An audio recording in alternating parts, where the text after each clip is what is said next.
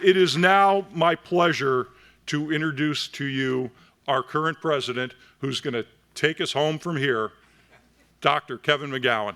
Kevin.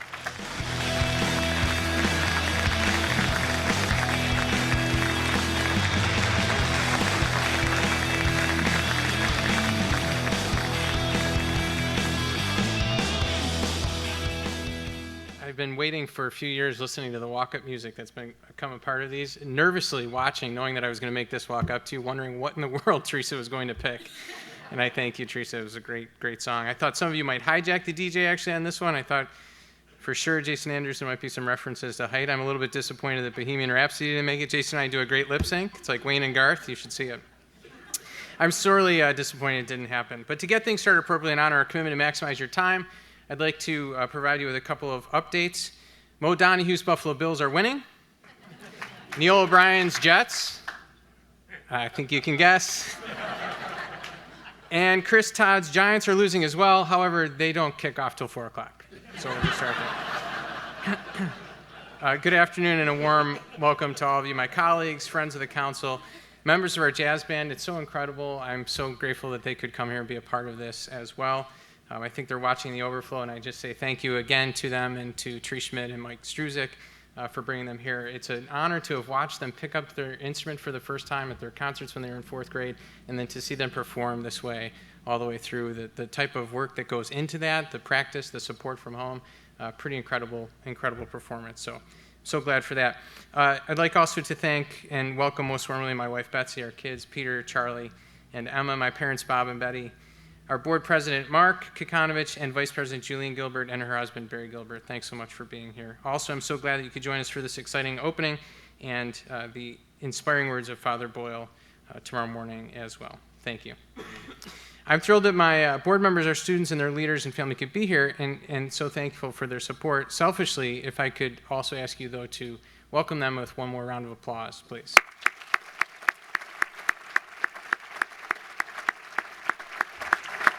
So you should know my mom just looked up at me and said, thank you. I had written this ahead of time. Mom, you're an inspiration to me. A retired Buffalo teacher, and my wife also an inspiration as a PPS coordinator at the Hall School in Rochester. Likely they never envisioned a round of applause from a group of superintendents, so selfishly I asked. It was a cheap move, but they got it. And yes, Mom, you can tell the book club it was all for you.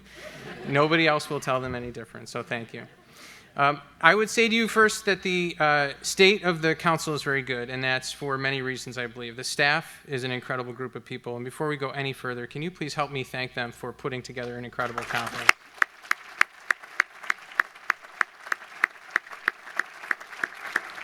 Chuck's leadership as well is so important to this, but also the leaders that have come before us. So I'd like to ask right now, any of the past presidents in the room, if you could please stand and be thanked by your colleagues as well for your great work.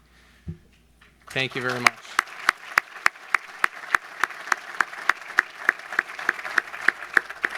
So I had the opportunity recently to give a talk to a community group, and my parents were there. My boys couldn't be. They had another commitment. And later on, my parents sat back at the house, and the boys asked, well, how did it go? And my father quickly looked at them and said, well, boys, he took parts of speech number 37, 16, 22, and 41, put them all together, and boy, it sounded great. So, Dad, here goes. Promise, new parts. This is an original. Lest you think you stumbled into open mic night, though, let's get going. I'm humbled to be standing in front of you, a room filled with incredible education leaders from across the state of New York. We often tell the staff that we work with that there is no more important job than teaching or supporting children in their various capacities. And while this may be true, that important work could not happen without all of the work that you do and the leadership that you provide. You have followed in the footsteps of the original traveling teachers in those colonial and post-colonial times, hired by small communities to provide an education for their children in one-room schoolhouses where they had to figure out how to reach all of the multi-age children before them and honor their various philosophical, political, and yes, at the time, religious tenets of their community. You still do all of that now, and you also manage many employees on a day-to-day basis dealing with their gifts, their challenges, their successes, and sometimes, of course, their failures. You make sure their families are provided for and that they are treated very, very well. You ensure the safety of adults and children alike, losing countless hours of sleep as you consider all of the ways they could be hurt and working tirelessly to prevent the unthinkable and unimaginable. You lead strategically and politically in your community, in your region and on a statewide basis to advocate for children, to pass spending plans, and to make sure that your organization is well positioned to support the children in your charge. While doing a little bit of that and then a lot more, you lead courageously to make sure that all children have access to rich learning experiences and opportunities on the field and the stage and are treated equitably in the receipt of these opportunities. You diagnose gaps in achievement and fight for all children to be successful and to be provided for. You also defend your students and you lead them in the most trying of circumstances.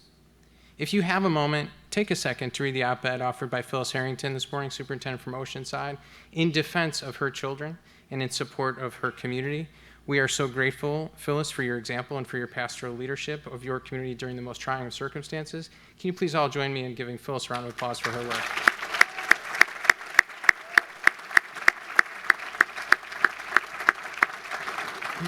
Now, you, of course, also spend awful, painstaking, nerve-wracking, torturous moments as well, not at board meetings, but rather atop the seat of a dunk tank, just to be engaged with your community as a leader and a cheerleader for your children in your schools. That might be the worst task ever by a school leader.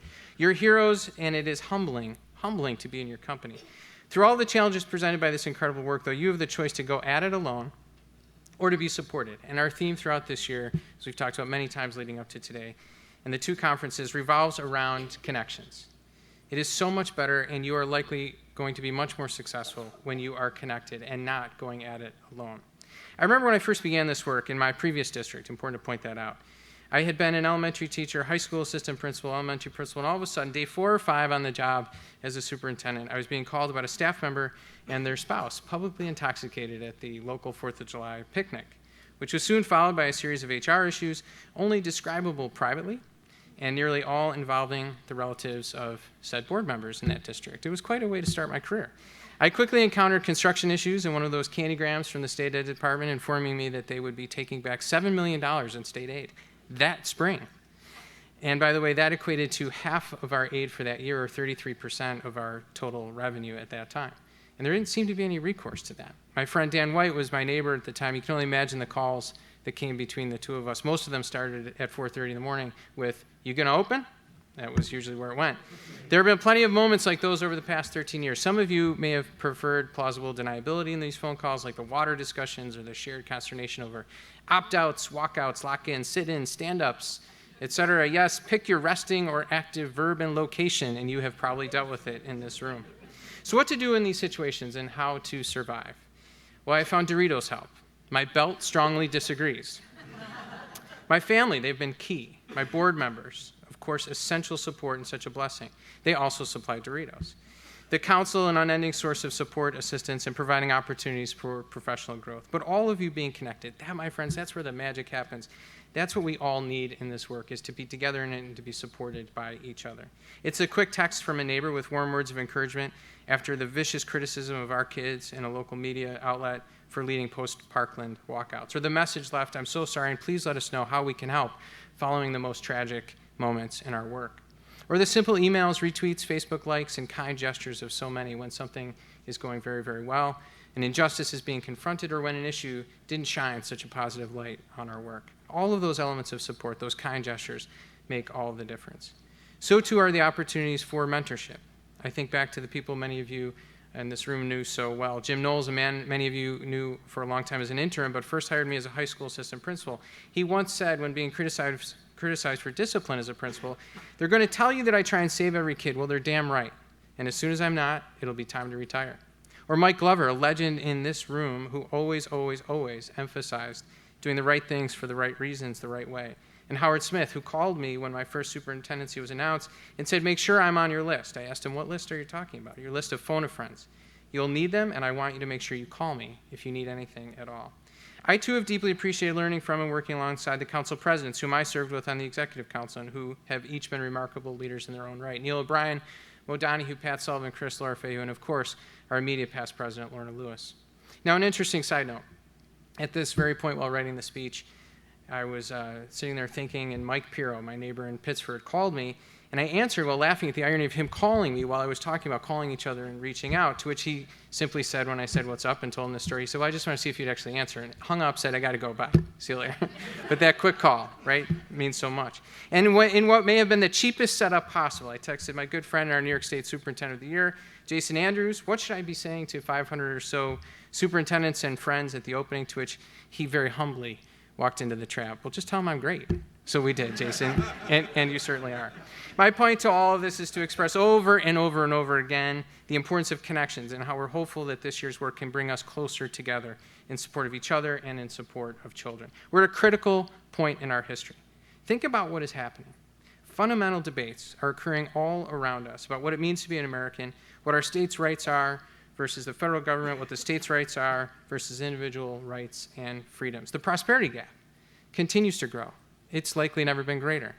The opportunity gap is so significant as well, and we are finally becoming more aware that the size of the gap is likely to be more significant depending on the color of your skin and the zip code that you are from. So clearly, the work of providing a public education so that all citizens may productively and actively participate in our democracy has never been more important. Yet at the same time, it seems like leading in public education has never been more challenging. The politics of today, the mistrust of institutions, their leaders, the lack of resources, divisive issues discussed theoretically in political circles impact us directly on the ground. The challenges of poverty, racism, classism, sexism, they might be opined upon at cocktail parties, but they form the day-to-day of our work. Over the summer, your House of Delegate members and the Executive Committee spent time discussing strategies for better supporting each of you, because these challenges make this support and the connections between us all the more important. So thanks to those members who have already and who will be reaching out to all of you as colleagues. Simply put, to be supportive, to be connected. Pick up the phone, depend on them, look for help. People are here for you. The Council's work in bringing us together to tackle essential issues through the Women's Initiative, the Diversity and Inclusivity Commission, and through advocacy has never been more important. But again, your support of each other, your connections to each other are the key. So send the quick text. Call just to test your neighbor like Mike did. Shoot out the positive email. Retweet the great work. Be there for each other, and you will be there for more and more children. Father Greg Boyle is our speaker tomorrow. I'm really excited for him to join us, and I'll save that intro for tomorrow. For today, however, I would like to just remind you of the words that he closed out the video that I sent to you at the beginning of the year. Father Boyle encourages us to stand with the demonized, the marginalized, the poor, the powerless, the easily left out, and the disposable, so that we will no longer be throwing people away.